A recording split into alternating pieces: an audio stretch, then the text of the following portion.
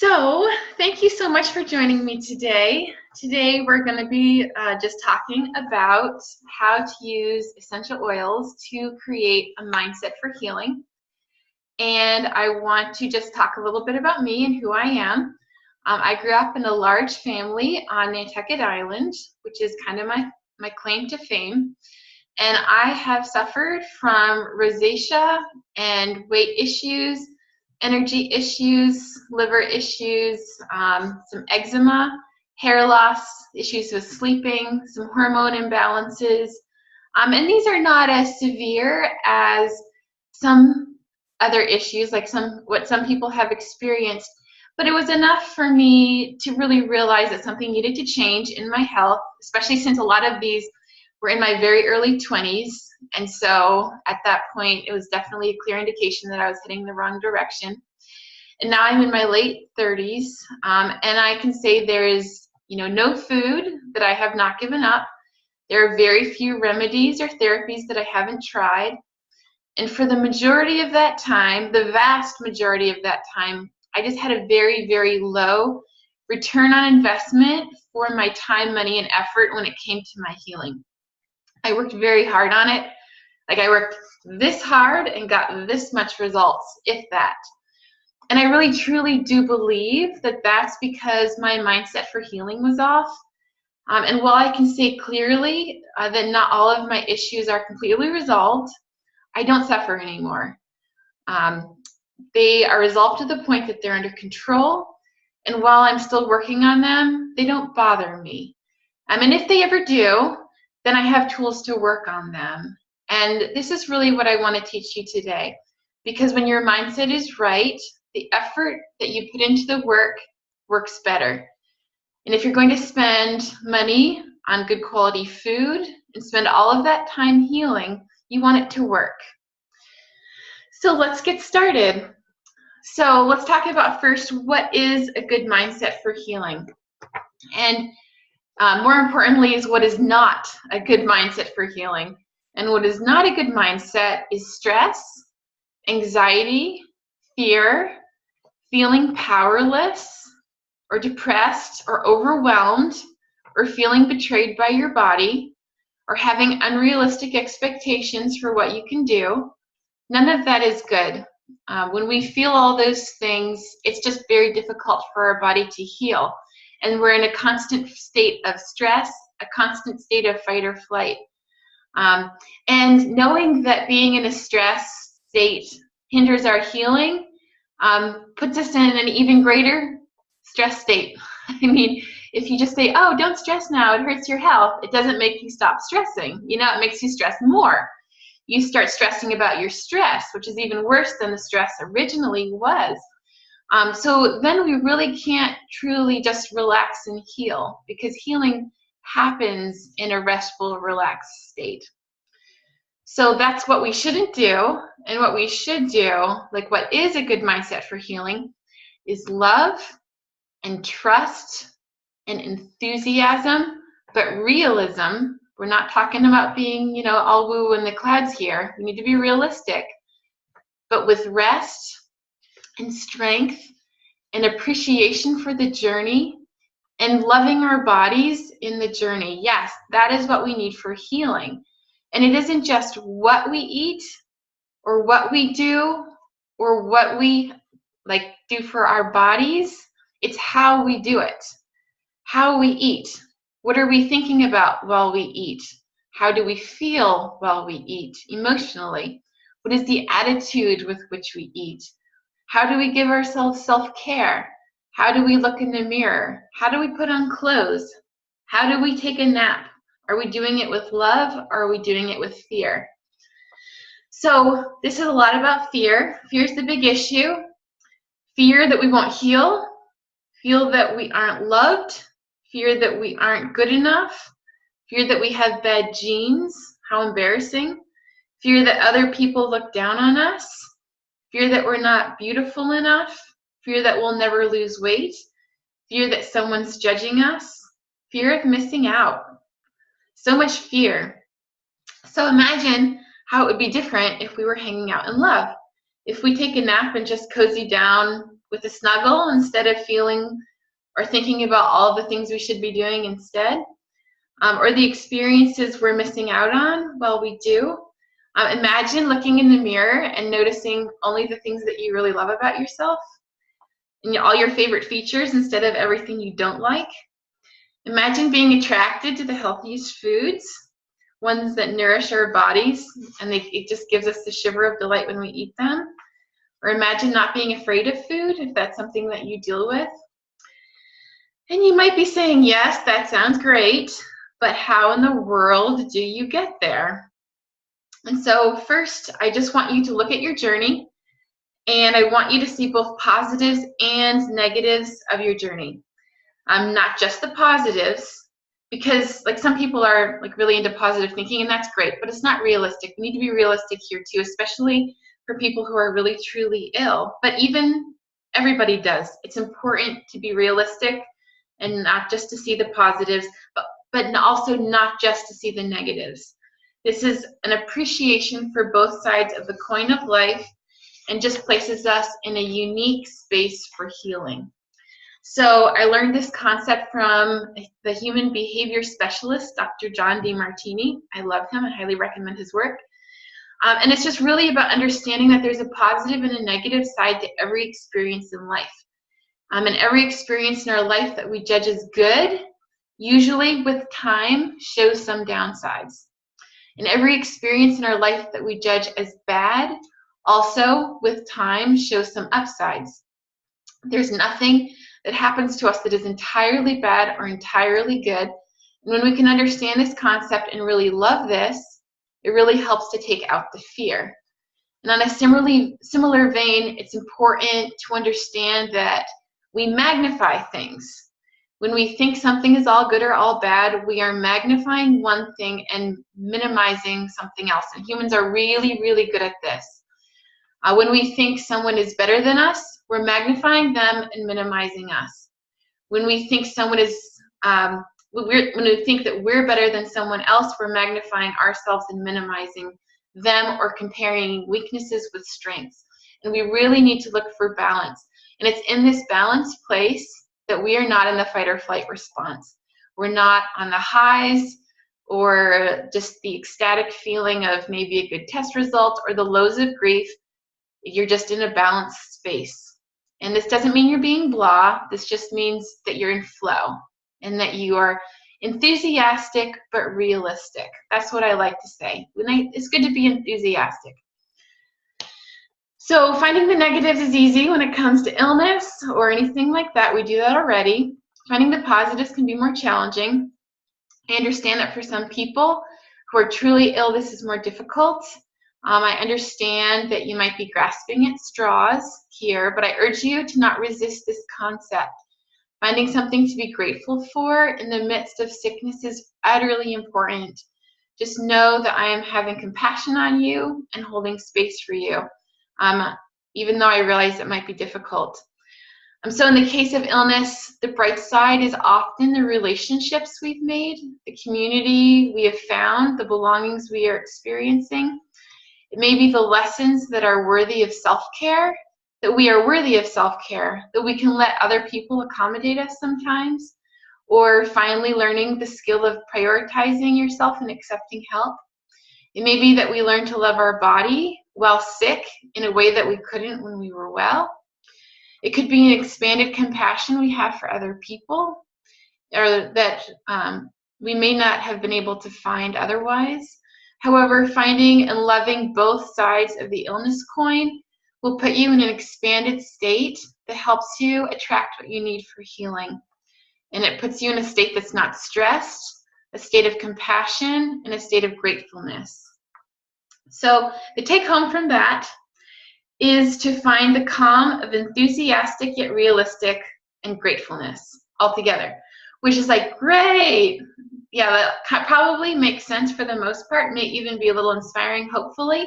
But realistically, it's a very difficult place to get to be honest. Like, that's great, but it's very difficult to maintain. We have expectations, we have responsibilities, we have emotions, we have things that trigger us, we have difficult relationships, We have people who need us. We have stress. Finding the balance of the highs and lows is much easier to say than do. And we experience emotions, and it can be hard to control. So this is where essential oils come in. So the opposite of enthusiastic plus realistic and grateful is pretty much stress, right? We know about stress, and like I mentioned before, stress can keep us from healing, but it's telling ourselves to not stress doesn't make us not stress. It just doesn't work. The stress is still there. The more you tell yourself not to stress, the more stressed you get. It's just one of those unfortunate things. The more you try not to stress, the more stressed you feel. So essential oils are my method of how I have really worked on my mindset and helped me to switch from that stress state into that grateful, enthusiastic, yet realistic state. So I want to share that with you. So essential oils are an oily compound in plants that help them deal with stress, that also help us deal with stress as well. They are especially helpful because they evaporate easily and have a scent. So evaporated particles go up into your nose and have an effect on the part of your brain that handles scent, which also is the same part that handles emotions and memories. So these little evaporated particles go up into your nose and have an effect on your brain, which is great. They also usually smell good, which is great, but that's actually an aside. The smell is just the part of the brain. It really is nice to have the smell there most of the time, but if you don't like the scent, it does not mean that it is not helpful, because it is not about your enjoyment of the scent, although that is nice. I'm sure you've experienced the effect of scent on your memories. If you have smelled something from your childhood, you're immediately transported back. For me, I smell garlic bagels, and I am a 15-year-old riding my bike into the bagel company on Nantucket Island at like 4:30 in the morning to start my shift. Like, that is the scent that just takes me right back there. So essential oils have these healing compounds, and it helps your body handle stress while having an effect on the part of your body that handles emotions and memories. It's just a perfect combination. So if you have some good quality essential oils and you sniff them, you will feel a little momentary relief. I think most people can identify, like, it's very nice. But it's usually pretty momentary. It doesn't really do it long term unless you use it correctly. And we don't have all day, so I'm not going to teach you all of it today, but I'm just going to teach you a couple tips and tricks of how to get a little bit more out of the essential oils that you use. But first, before we do that, I want you to understand how you can use this in your mindset for healing. So it really helps you work on the how. So hopefully you already know kind of what to do.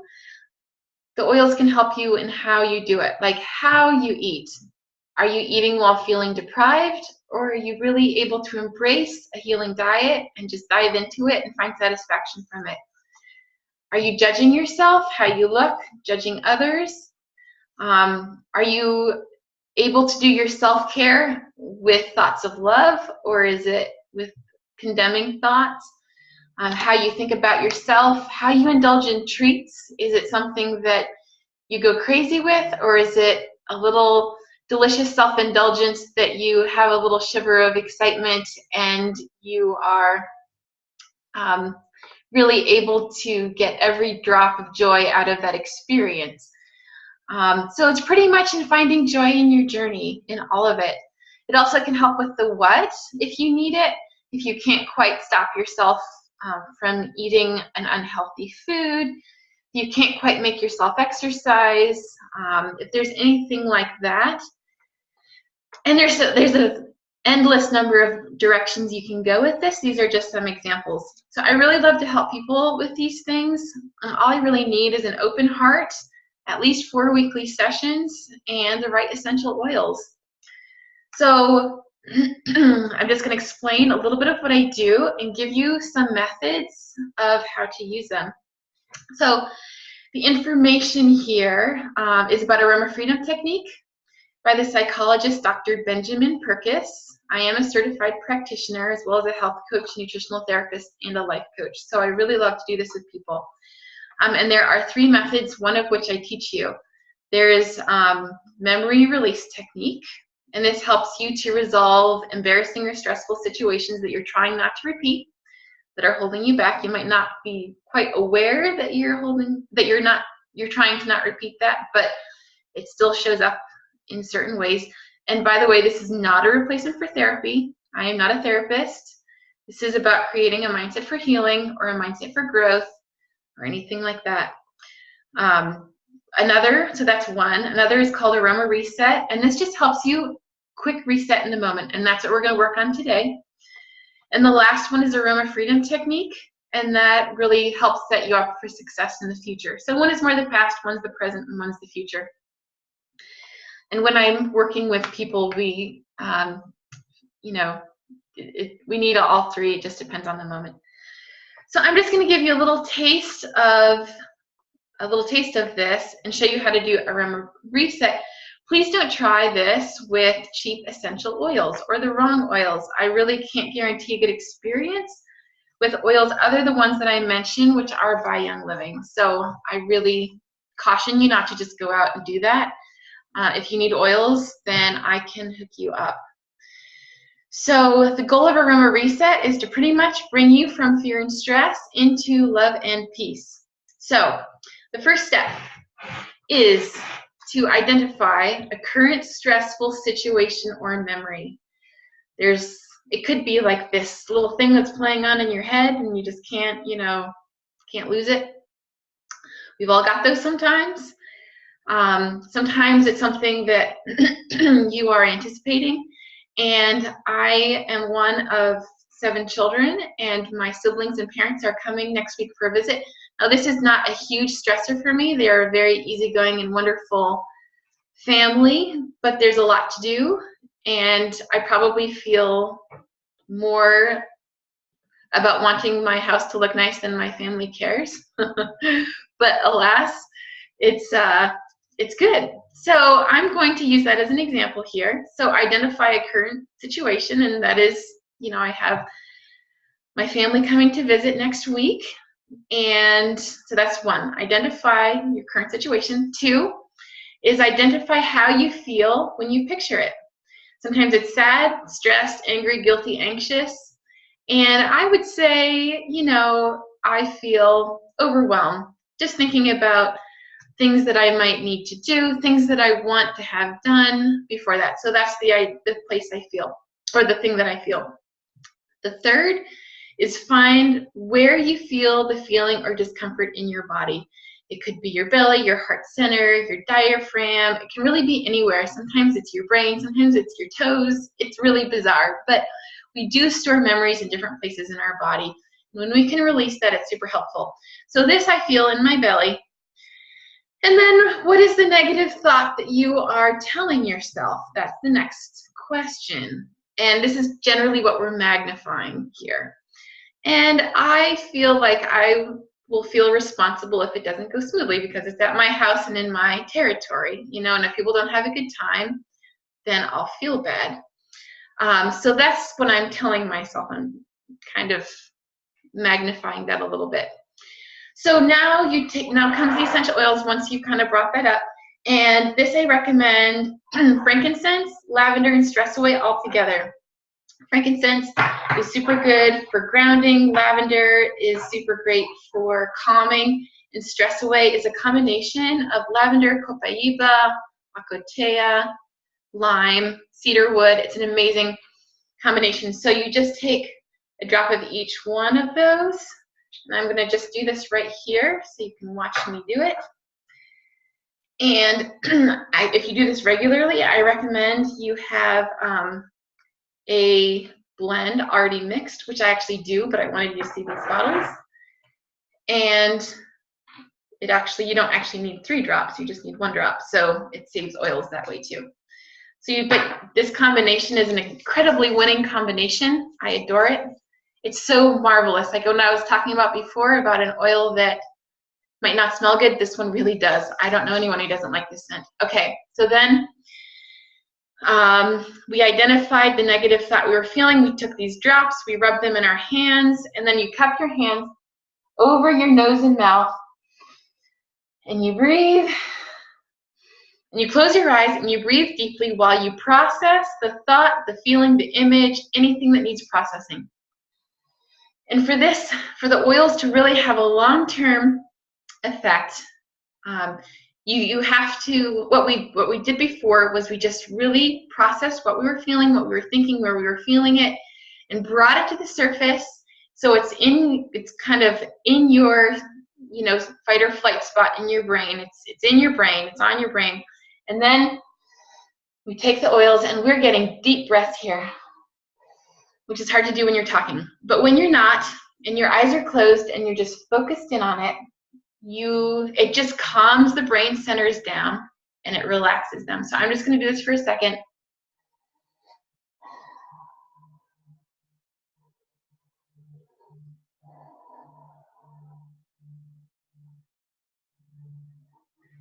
And we typically recommend you do it for about a minute. Sometimes it doesn't take that long. But what you're looking for is just noticing what changes. We want the image to fade or dissolve. We want you to bring the feeling into balance. We want you to just get a different perspective. Is there any energy that can be unblocked and set free? So just take that time you need to allow it to fade and resolve. It's possible that 10 seconds is enough. This is great for children. Children tend to switch out of stress states super easily and super quickly. If it's something that takes a little longer, that's okay. But you really want to not just like sniff, sniff. You really want to fully experience and allow yourself. Usually you get a little more stressed and then it comes down. Like it just kind of, it doesn't usually go crazy high or anything like that. It just, you really just feel things starting to resolve, and it's a wonderful thing. And so you get perspective, and you think, so things that I started to think were, Pennsylvania is a wonderful place, and this is going to go great, and no one's going to hold me responsible if someone has a bad day. And if they do, then we won't do it here anymore. So it doesn't matter. Actually, I really am looking forward to it. So it's all, it's great. But you get these new perspectives that you didn't have before, and it's really awesome. So I highly recommend this process with the right oils. It's great. So identifying the current situation or memory, identify how you feel when you picture it, find out where the feeling is or where the discomfort is in your body. What is the negative thought that you're telling yourself? Take the few drops of Young Living's frankincense, lavender, and stress away. Rub them on your hands, cup it over your mouth, and then just notice what happens to the image, the thought, the pattern, anything like that. And it is a very quick 1-minute reset that can put you from the stress state into that enthusiastic, grateful, but realistic state. Like, we're not looking for anything that's not real here. We're looking for realism, but we're looking for an enthusiastic, upbeat state like that can just take you out of that stress state and put you into that relaxation state. So some other particular oils that I really love to use are Inner Child. This is used particularly with some of the more in-depth sessions that I do with clients one-on-one. This is a very gentle but flowery scent. I am not generally a flowery girl, but I love this. It just smells like an orchard without the pollen to me, an orchard in blossom without the pollen. And it's great. I use this one particularly if there's hurt feelings or embarrassment or something like that where you feel humiliated. Then there's Release. This is another one that's used. I don't know how to describe this scent, but it's not flowery at all. But it's nice. But this is when there's anger or frustration. That's especially helpful. And then Believe. We always use Believe at the end. And it's just, it helps you believe this. This is a very grounding scent. It's a lot of roots and wood, kind of strong scents there. So those are oils that I generally use with people. There's a lot of Young Living emotional blends. I recommend all of them. They're amazing. It's kind of my present obsession is to use them in different ways. These are the ones I use the most with clients, but there are so many other good ones. So now I just want you to sit back and really think about how your healing mindset is right now. On a scale of 1 to 10, do you really feel like an improved mindset for healing would increase your results of health, you know? And would it help you to get more healing out of what you're already doing, or would you find it helpful to build up your enthusiasm about what you want to be doing that you're not doing? So I just want you to know that I have reasonable rates, but I still really only want to work with you if we are a good fit. So I'm posting a link below this video to make a free 20-minute appointment with me to see if we are a good fit and to see if any of my packages would be helpful for you. If you are interested in doing this just on your own, using the right oils is absolutely essential. So I will also post my website where you can check out more information about oils. And you can actually look it up on my website. It's marylapp.com, and that's Mary typically spelt, and then Lapp, L-A-P as in Peter, P as in Peter.com. And if you go there, you can find the tab where it says essential oils, and it'll tell you a whole bunch of stuff about that. And you can just PM me, and I can help you out that way too. There's a myriad of ways of using essential oils, not just emotionally. You can use it for organ support. You can use it for all sorts of different ways. So I hope that's helpful, and have a wonderful rest of your day. May your mindset be beautiful.